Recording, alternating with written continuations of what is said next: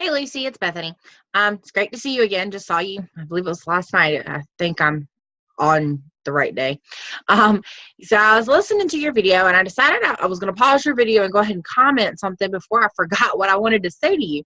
So, yes, that part of the chapter is very, very important. I know that when we make tests, sometimes there's things that after we made it and we give it to the student, we're like, oh man, that wasn't good.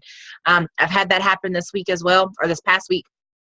We gave a division test, and there was a question on there that was something like Jack's truck weighed 15,000 pounds. When it was unloaded, how many tons did it weigh, in comparison or whatever. And we didn't think about the students possibly not realizing what measurement a ton was or how much a ton was worth. So a lot of the students got that question wrong. So that was something we should have omitted when we gave the test, and we didn't, because we didn't think about kids these days. We all knew what a ton was, but they might not know as much now. The other thing I wanted to say before I'll go back and pause this and go back and look at your other video, or the rest of your video, was that when we make a test and we print it from the computer, and it's got graphs and different things on it, I have noticed that our copiers at school, if we don't remember to put it on like the darkest print setting for copy, our students cannot read the grid lines. So it causes a lot of problems with testing when we do paper copy tests.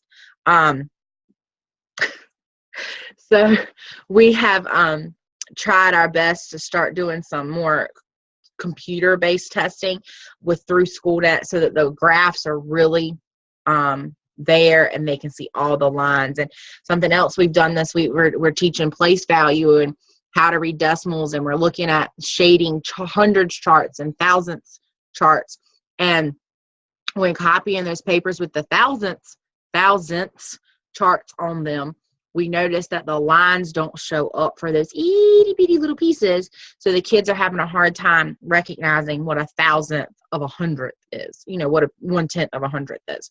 So I'll be right back. So I love how you have picked out two very important words, ambiguity and bias. That goes back to the problem I talked about with the tons. It's a bias. These kids don't understand measurements like they used to, because everything is done for them in some way, fashion, or form. So I just want to give you a giant high five.